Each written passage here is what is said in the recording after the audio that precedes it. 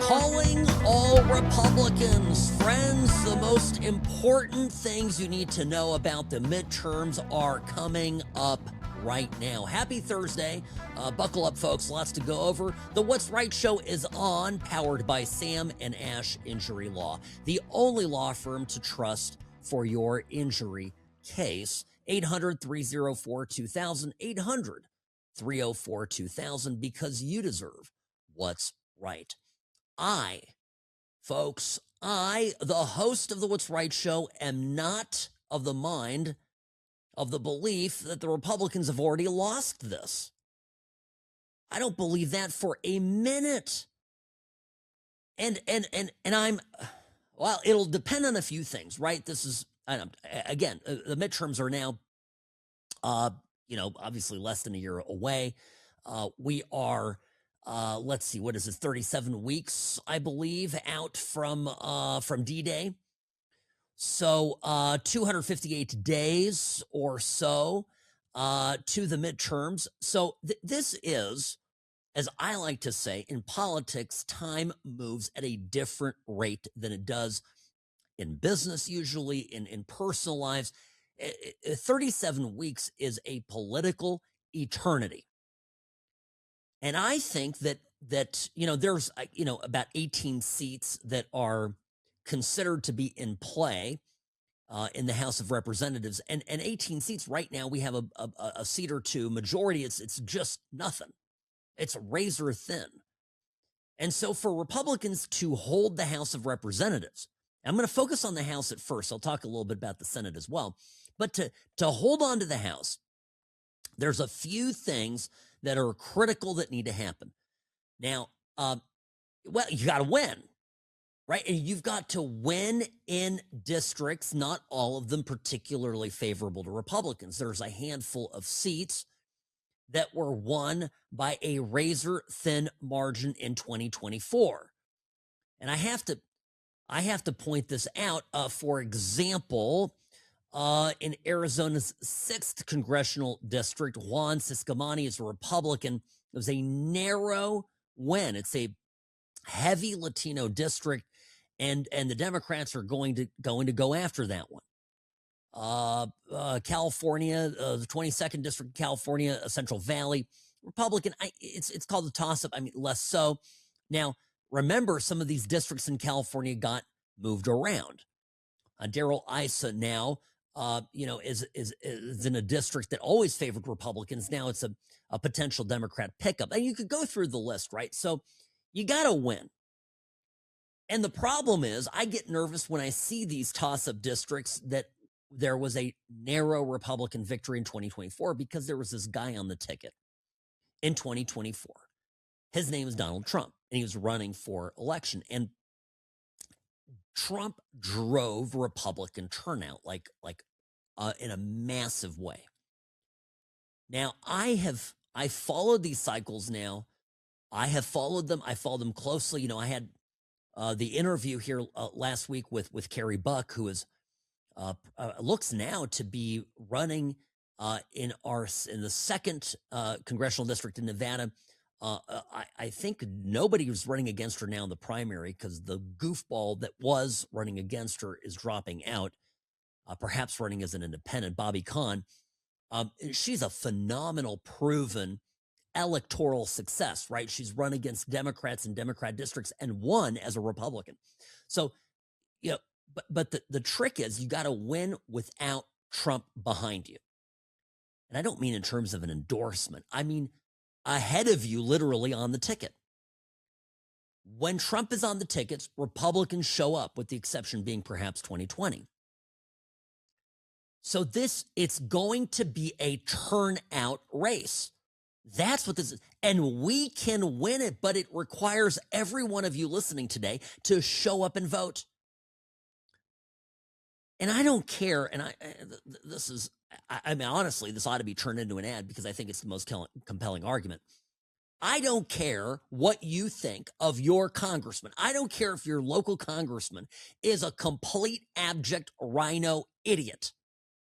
I don't care if he's a grandstander. I don't care if it's Thomas Massey. Okay. If you don't vote for the Republican in the general election, here's what you're going to get. You're going to get 2 years of Trump getting investigated, getting impeached.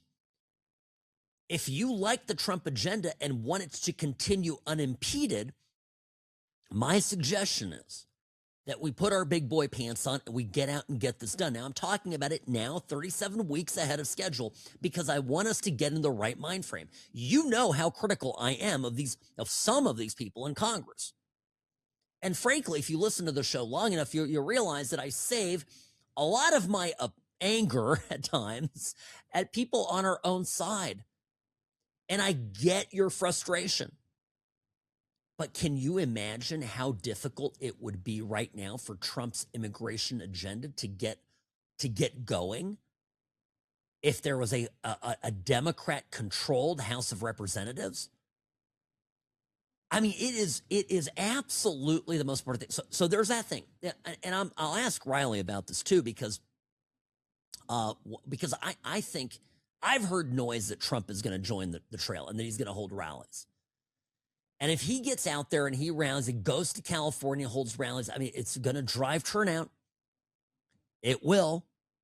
So there's an X factor of and I don't know how engaged Trump will be. Certainly he has to be fighting for this House majority, because he realizes that he knows what lawfare is. He knows what impeachments are. He knows what a headwind that will create.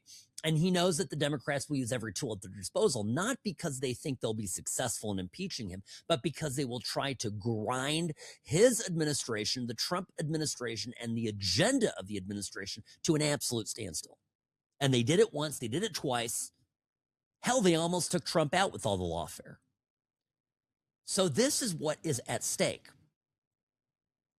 Now, I don't know. I don't see where the Republican House leadership, that I am not particularly enthused by, to be honest with you, I don't see where they're taking messaging and where they're going to make a pitch, a national pitch on any level here in these races. I understand right now we are still in the primaries, so a lot of people are sort of being, on the fence, being diplomatic, for different primary races that are going on.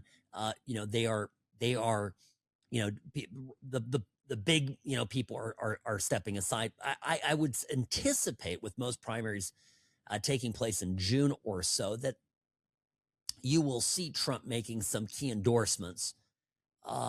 It may be right at the very end, or once the primaries are done. So,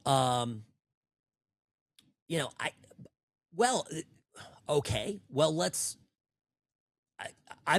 the biggest X factor here is the SAVE Act. I look at these Arizona congressional districts in Maricopa County, and I think to myself, my goodness, a Republican could win this if they didn't do all the ballot dropping. If you had to verify things. Let me give you an example of this. There was a big Pennsylvania hearing about the spikes, the anomalies, the voting anomalies from the 2020 election. Did you see this? Overnight, Pennsylvania got a dump of 570,000 votes for Biden, and at the very same time, 3,200 for Trump. Pennsylvania is a Republican state pretending to be Democrat. That's Pennsylvania. Do you understand? I mean, do people understand math? If we could make it so that every ballot in every federal election, by the way, just in 2026 and 2028, like just for the near term, if we could get signed into law that you have to prove citizenship, the identity of the person casting the ballot, and do away with, gosh forbid, do away with automatic mail-in ballots sent to every registered voter. To me, the absolute most important thing for Republicans to do is to get the SAVE Act passed. Well, where are we on that? Well, they're getting at it slowly. And what it will take, of course, is for the filibuster to go away, and it could be narrowly removed for the purposes of getting this particular piece of legislation passed. And as a reminder that the filibuster is not a constitutional device, it is a rule. It is a rule that can be suspended by a majority vote in the Senate. So it would take however many senators, 51 senators basically, to get one, the filibuster, this SAVE Act exempt from the filibuster, override the filibuster, and then two, to actually pass the legislation. President's going to sign it. Congress is already, the House of Representatives has already done its part. Well, voting integrity is enormous, right? It's everything. And it's a great campaign issue. Because why? Because it is among Democrats, 71% of Democrats want voter ID. Now, folks, I got a theory here. And hear me out on this. You're not going to hear this anywhere else. My theory is that the Republicans in the Senate, perhaps in concert with Trump and with House Republicans, are looking to drag this out for a little bit to create an issue for the midterms. Now, the problem here is, the problem here is that the legislation, in my opinion, needs to pass enough time ahead of the midterm elections in order to make it effectively prevent fraud. But remember, I keep saying this, we're 37 weeks out from the 37 weeks out. What is it?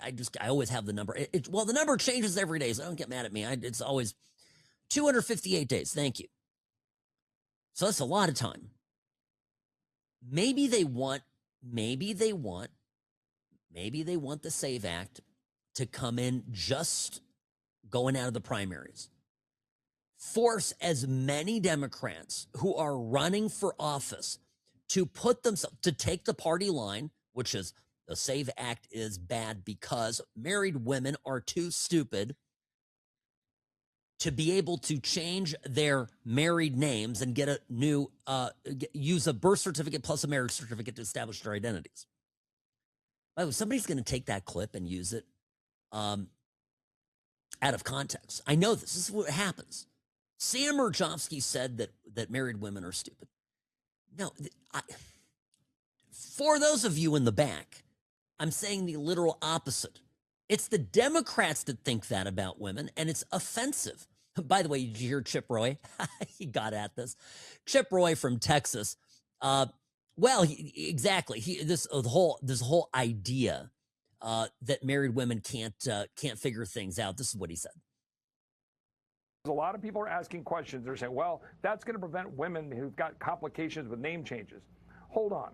We actually allow a fail-safe that you go and you can sign an affidavit that says, this is my driver's license. My name is Sarah Jones on my driver's license. Here's my birth certificate, Sarah Smith. I certify under penalty of perjury that I'm the same person. And we allow that. And we allow states to make other mechanisms under their laws to make sure that they match it. So we're just requiring a process. If you can't figure this out, how do you even know who to vote for? Right? And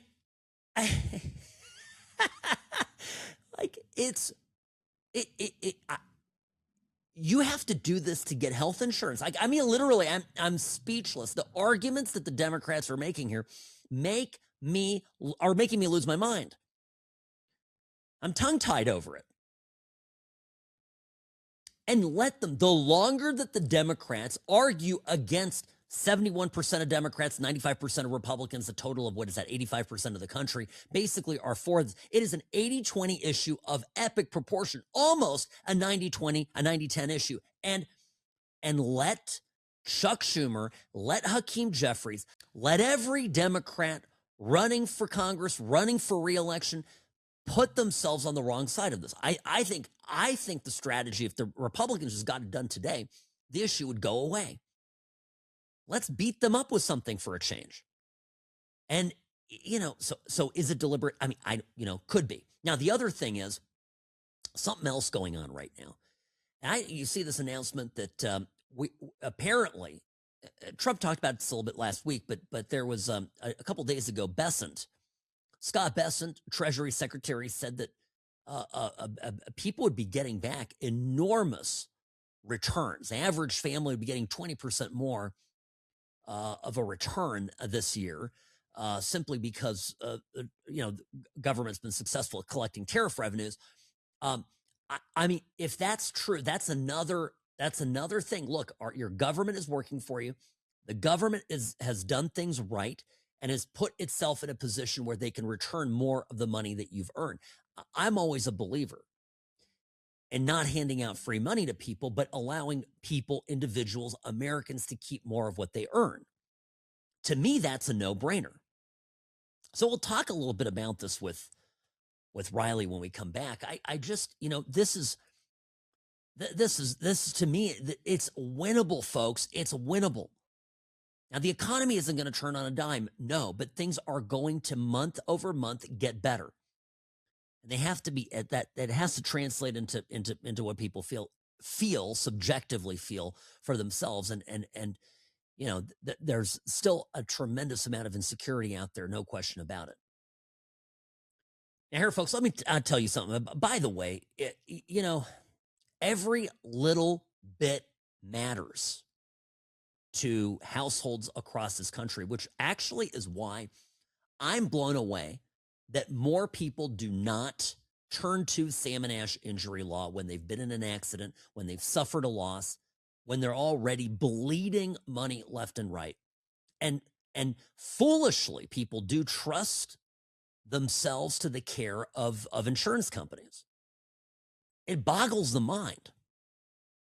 I get calls every day, certainly multiple times a week, where people, and again, it's my firm, right? So I'm here and I speak to people on the phone when they call in and they say, look, I tried to handle my regular old car accident, try to handle it on my own, and I got such a runaround, and it took me 2 months of going back and forth, and I wasted all of this time, and at the end of the day, I'm still upside down $2,500. Sam, what the hell?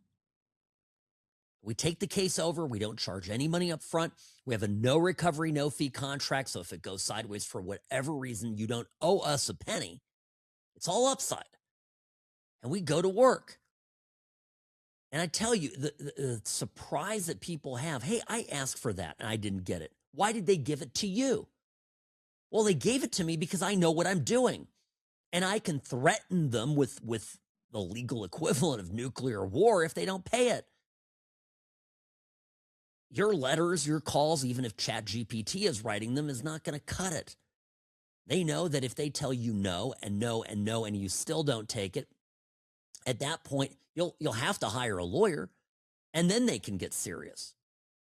The problem is they make crappy offers to 10 people, 7 of them, statistically, will take the money.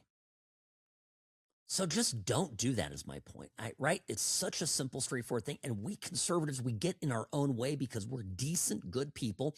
And we hate trial lawyers, which, by the way, my competitors are, the best of the best of the liberal donor class. So I get it.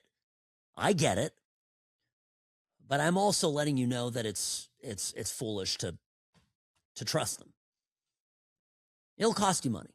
It literally will cost you money. And almost worse than that, it'll cost you time. So don't do that. Salmon ash injury law. Spread the word. No recovery, no fee, no money up front. 800-304-2000. 800-304-2000. samandashlaw.com. Because you deserve what's right. Folks, hang tight. Riley Lewis, host of The Real Story with Riley Lewis on OAN after this. I'm the best. Personal injury law has been the same for a long time. The best. Big egos, greed, and sleazy schemes. We've had enough. Welcome to Sam and Ash, the new standard for personal injury law, where things are done the right way, because you deserve a team that delivers real support and results. When you have both, your whole world can change. Sam and Ash Injury Law, because you deserve what's right. Friends, Sam Mirejovsky here behind the What's Right microphone. Now, special guest with us today. A man who, I really enjoy Riley. Got to tell you this. Riley has an excellent show on OAN. This is a show that once in a while, when he has nobody better in the lineup, he'll reach out to me and ask that I come on, which is always a delight. Riley Lewis, welcome to the program. Welcome to the What's Right show. Great to see you again. Thanks for having me. I appreciate it a lot. Very happy to be here. Especially after the day I've had. Well, I'm glad. Thanks for making a few minutes for us, because you are one of the most keen political observers, and your show you've been following every moment of the SAVE Act. You're even before this, ICE, Border Patrol. You were on these issues before it was cool, and now here we are, and we're living in this incredible timeline where much of what you advocated for, what you pushed for, and I think we have a fair amount of alignment on these issues. Now it potentially could get threatened if the midterms don't turn out well. And so I want to take a minute here for your input on this, because it's every 2 years, every seat in Congress is up for grabs, and we have a 218 to 217, so just a razor thin majority in the House. There are the Democrats, I think, would have to flip 4 seats or so to control the House. So Speaker of the House Hakeem Jeffries is not inconceivable. So what's your general perspective on this, and where are you do you think you think the Democrats are going to get this thing done? Do you think the Republicans have a hope? And if, and depending on that, what do you think everybody should be doing here to save the House? That's a great question. There's a lot of good questions in there. Well, look, I mean, you have a lot of factors. It's a multi-factor analysis, right? I mean, if history's any indicator, then we lose the House. Which, if that happens, then President Trump is a lame duck. They impeach on day one. Mark my words. Write down the day and the time. Right now, that's the first thing on their minds. I'm sure they already have articles of impeachment drafted, just filed away somewhere on Pelosi's desk in the event that happens. My gut tells me that's true. However, of course, Republicans have a hope. I mean, it's an uphill battle. To your point, the Save America Act, which is the single most consequential piece of election integrity legislation to ever grace the House floor. I mean, if there's ever a bill to rally behind, it's this, because if we don't have elections that are free and fair and only decided by American citizens, we don't have a country. It's just a landmass, and I don't even know if it's one worth living in at that point. So, it's not a republic anymore. So, the Save America Act passed 218 to 213 with support from just one Democrat. So you've got over 200 Democrats in the House, and only one of them, Henry Cuellar or whatever, had the fortitude, the internal fortitude to cross the picket line and defy his other Democrats, right? And vote alongside Republicans and common sense to protect American sovereignty and our elections against voter fraud, illegal immigrants voting, which we know is happening. I don't know the extent of it. So fair enough. I will cede that ground. I don't know how often this happens. However, you look at what just happened in Maricopa County, Arizona, right, where the recorder's office did some investigating and filed 60 criminal referrals for people who aren't citizens who have voted in previous U.S. elections based on voter roll data. So this is a data-driven kind of argument, okay? The leftists, they don't have that. It's all emotion, and it's ICE and Nazis, and how dare you. The conservatives, the one thing they have for them right now is logic, reason, and data. They have a whole lot of data. But and with the public midterms, support on this issue. Yes. And there's just an enormous 71% of Democrats agree with us on this. And 95% of Republicans, which is crazy. So Democrats have some answering to do because they're defying their own base if those poll numbers are correct. Even Harry Enton at CNN could not ignore it. So, which I just think is hilarious, by the way. I love when Anyway. he gets excited about something and he's got the data and it's like, oh my gosh. And you can just feel the average CNN voter with steam coming out of their ears going, how can this be? But, and by the way, that's the support for the Save America Act and election integrity, photo ID, something widely practiced by any serious country on earth, Ireland, Sweden, Australia, Latin American countries, whatever. So it's not race, it's not culture, whatever. Okay, this is broad support, generational support. Doesn't matter what your walk of life is, what you look like, where you come from. People want photo ID. You need ID to buy Sudafed, to buy alcohol, to get a job, to sign up for government benefits, which is ironic, to get a bank account. So it's all to say, if Republicans stick to the 90-10 issues, keep men out of women's sports, keep your border secure, protect your elections, I think they have a great chance of winning the midterms.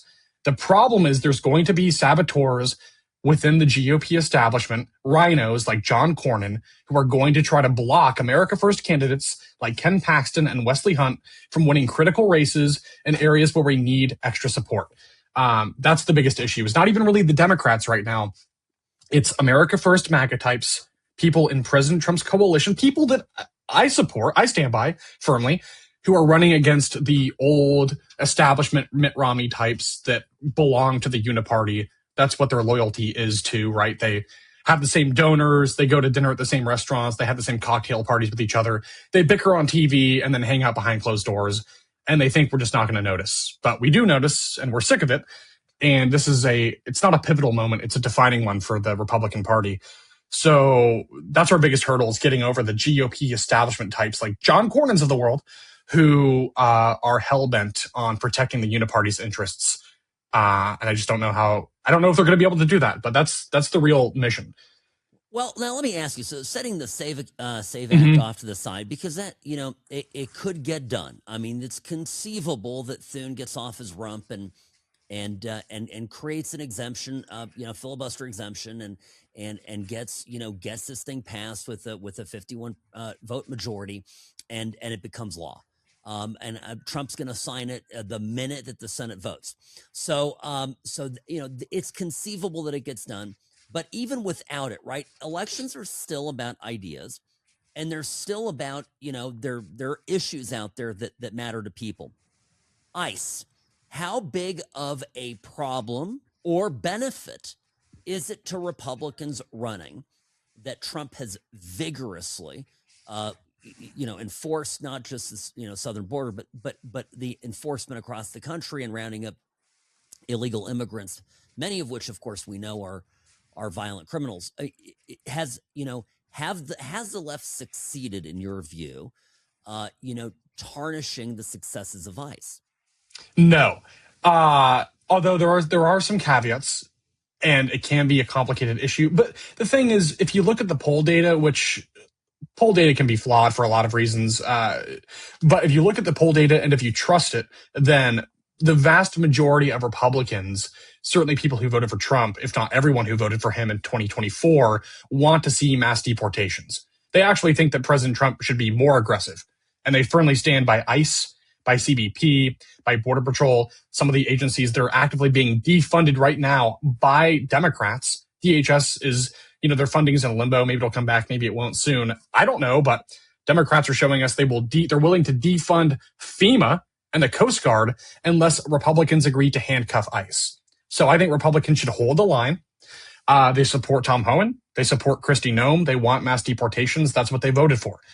President Trump's the central issue for this whole America First movement is border security and American sovereignty. This is our country. It does not belong to the politicians or the corporations. It doesn't belong to people who come here illegally. It belongs to you and me. Okay? People whose families came here looking for opportunity. And by the way, this is the message we should be pushing, because they said this early on and they've kind of moved away from it, but they should get back to this. We will pay people to deport themselves, and then, which no other country does, right? That's extremely generous. We don't have to pay you to leave. You came here illegally. Right. But we will, because we're a generous Judeo-Christian nation. And then out of the kindness of our hearts, just because we do care, we will allow you to reapply to come here legally the right way later. Stick to that message, because that is humanizing. Are there problems with some immigration enforcement? Debatably, sure. but it's subjective, and ultimately we should stick by that because Republicans support that. I think a lot of independents too. I think even some Democrats do. They just don't want to admit it because they'll be isolated by their own party. It's the groupthink and the TDS.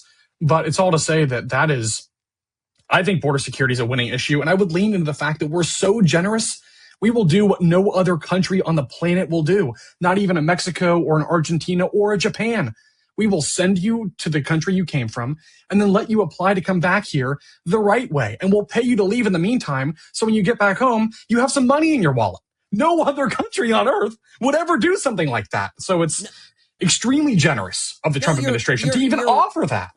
No, you're right. The concern I have is that Republicans are getting what they wanted, so they're not going to be as motivated to go to the polls, while Democrats have been riled up into believing that that Trump and his henchmen are roaming the country and killing Americans willy-nilly, right?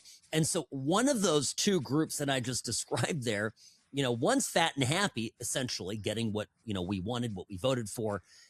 It's not the same country that it was 2 years ago when Biden was in charge, right? And the other group, though, is fired up with pitchforks in hand. My sense is, Trump is very politically astute. So Trump understands that it maybe went a little too far, and that maybe like Bovino was a little too theatrical, and that Tom Homan is got the Joe Friday, just the facts, ma'am, total like dragnet cop, just straight by the book. This is what it is, and it sells better on TV. It's I think it's better. So it's still the election's an eternity away, right? We're going primaries are coming up in June, and plus minus, and then of course November. So a lot can happen. My concern, of course, is that the Democrats are far more fired up and are just filled with rage, and they're not going to be. They don't see the finesse of us being generous with our, with the benefits that we're paying people, particularly when these are the Democrats. These are the same people, by the way, the Democrats gave hundreds of thousands of dollars to in net benefits just to get them here in the first place, so they'd be reliable Democrat voters. And we're getting rid of them for what, $2,300 a pop? I mean, they're seething over this. Yeah, I think that's fair. And historically, Democrats, they do turn out at higher rates because they believe in government. I mean, that's the problem in just across American history, is that a lot of people on the right, whether they're libertarians or Republicans or full-on conservatives like myself, they just generally, their ideology, their philosophy is just keep the government out of my life. Give me the tools to succeed. I'll do it on my own. I'll provide for my family. I'll work a day job. I'll follow the laws. I'll pay taxes, whatever. And just get the government out of my life. That was the whole Reagan philosophy, the whole doctrine for the whole original MAGA movement. And you contrast that with the left that wants government and ideology to be in every single part of your life, in culture, at the halftime show, in every single reality TV show, on social media, wherever. You have a problem, because they will turn out because they believe in government, and they believe the government should be big and bloated and deeply involved in every single thing that you do in your whole life. So the whole question, to your point, then, you have to find a way to energize the MAGA movement. And I think the way you do that, getting them to turn out again like they did in November of 2024, is to remind them of what happens when Democrats get their hands on real institutional power. Borders open up, impeach Trump, reckless printing and spending like money grows on trees when it doesn't, destroying the value of the dollar, men and women's sports, all that. You have to remind people of what happened when Joe Biden and Kamala Harris were sitting in the Oval Office. It was a complete disaster. And or when Nancy Pelosi was presiding over the House of Representatives in the latter half of Trump's first term, and he basically lost that time. And I'll add this, right, and this is an important reminder. Trump's first term was not initially destroyed by the Democrats, but by Republicans. It was Paul Ryan and a cabal of never Trump Republicans in the House and Senate that absolutely undermined Trump at every turn, and they were perfectly fine losing power as long as Trump was stopped and arrested, so to speak. So the good news is that while Speaker Johnson is no Newt Gingrich, in the sense that he somehow just is not able to nationalize this coming election in a way that, I mean, you're describing it very simply, nationalizing the election, coming up with another contract with America. This is what we promised to give you as Congress. If you vote for a Republican, here is the Republican Party agenda. This is what we promised to deliver. But on the good news is that this Congress hasn't been completely engaged in Trump sabotage. So what do you I mean, do you see? I'll ask you this: how big of a difference would it make if Trump decides to go out there and, as the election gets close, do what he's promised and blitzkrieg the country with rallies and actually run again for Republicans for the midterms? I think it's hard to quantify, but I think it makes a big difference. You look at the 2024 turnout. I think a lot of that had to do with really President Trump, his speeches, his rallies. I've been to more than a few of them, including one in Las Vegas in the summer of 2024, and it was electric. This man is standing, it's 100 degrees on a Sunday afternoon. He's wearing a full suit, no breaks, no bathroom breaks, no bottle of water, 100 degrees outside. This guy's almost 80 years old. Tell me who on earth could do something like that, especially at his age. I couldn't do that, and I'm 40 years plus his younger. So it's all to say I think it makes a big difference, but it can't be only on President Trump.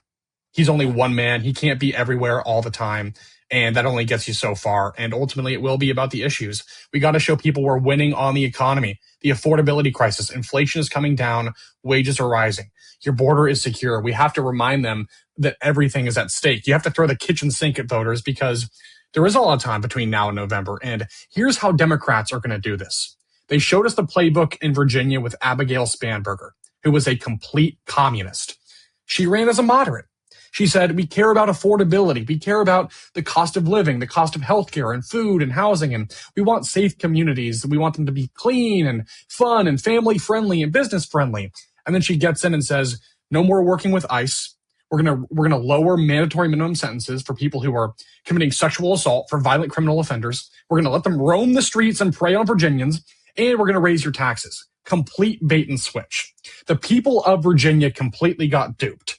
And that's the playbook. So Republicans have to find a way to expose that and counter it, because that is the playbook. Run as a moderate, sell yourself as some sort. That's why Hillary Clinton is in Europe lecturing people about mass migration. That's what she's trying to do, is moderate. That's what she's trying to do. Course correct from the radicalism. Paint yourself as a common sense, middle of the road, JFK era Democrat.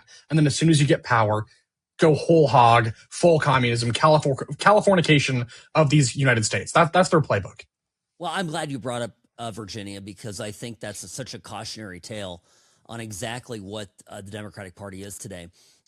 This is not a Stephen A. Smith, Democrat who's going on. I don't know if you saw that interview over the weekend, but where he basically goes, yeah, if I was in charge, because he's talking about running on, he's making some noise. And he's like, I'm not gonna defund the police. I'm a 911 guy. And then he talks about border. We're gonna have a closed border. It's not like that. It's not even like Rahm Emanuel, who I've talked about on my program as being in the wings, as not somebody people are talking about, but I think he's very interested in making a run for it in 28. Also, a genuinely kind of an old school, in many ways, Democrat, wants to return back to the basics. Virginia is the cautionary tale.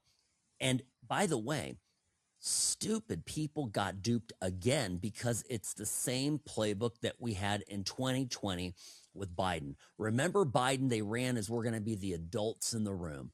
We're going to restore decency. Yes. We're going to restore, just kind of common sense. We're in the middle of the road. And they ran this half-dead carcass of a politician who they could sort of paint with some veneer of having that sort of respectability. Yes. And then whoever was actually running the show were radicals of the highest degree. I mean, you calling them communists. Yeah. And then some, right? And look at, in 4 years where they put the country.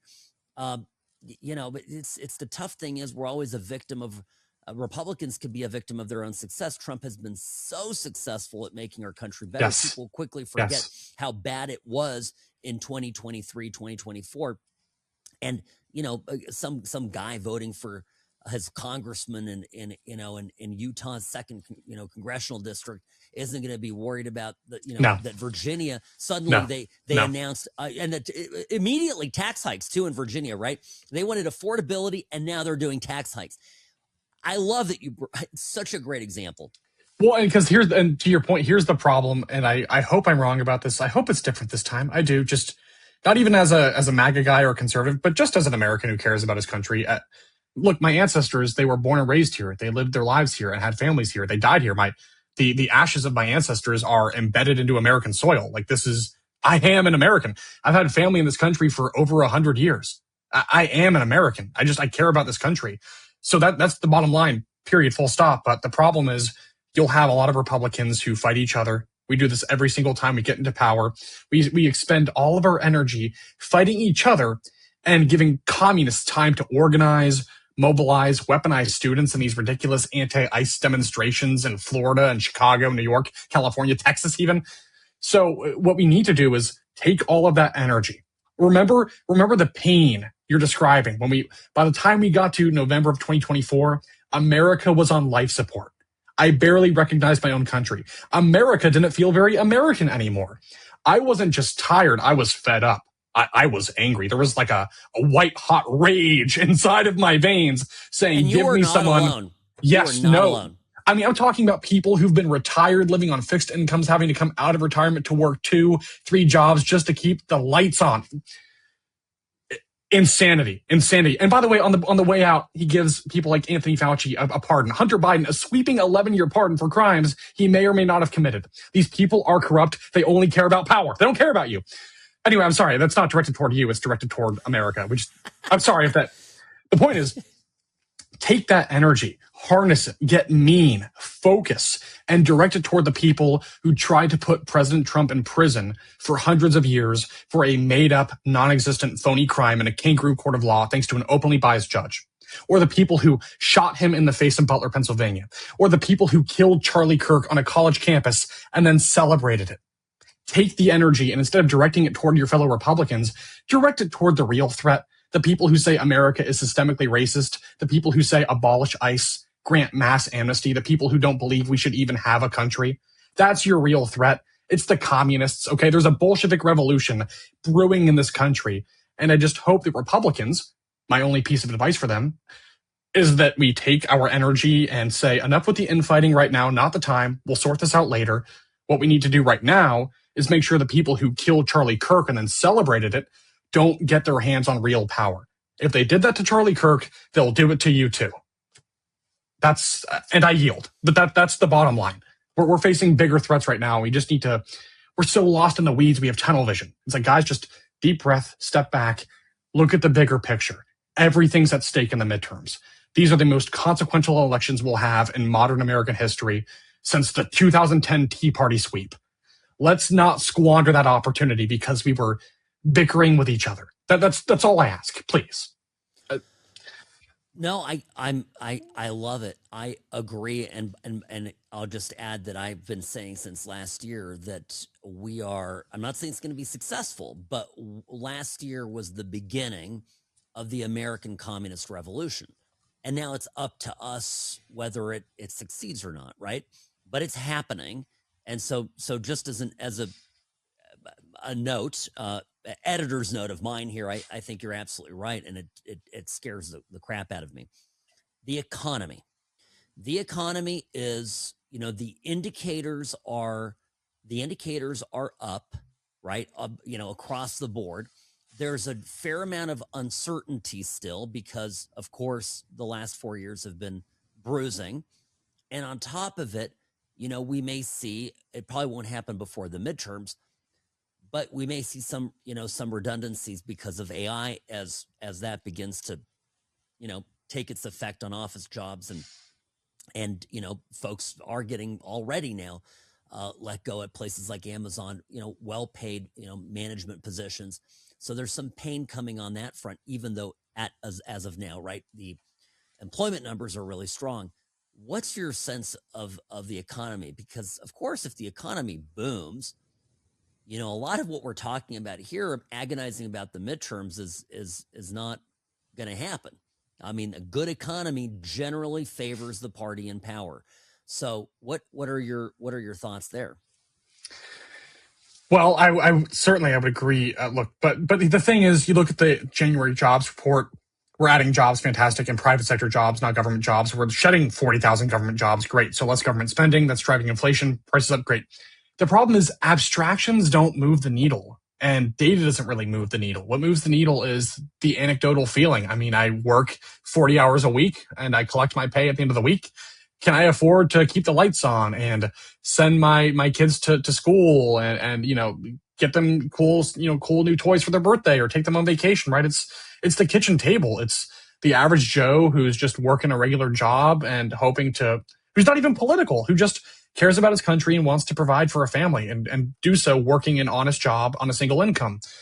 And the truth is we live in a much different world now economically than our ancestors did. It's much different for all the reasons you alluded to, spending being the big problem. But on that strategy, I would say this, and I don't know if it's going to work. It's kind of a Hail Mary, but we're not going to see the kind of progress we want by November.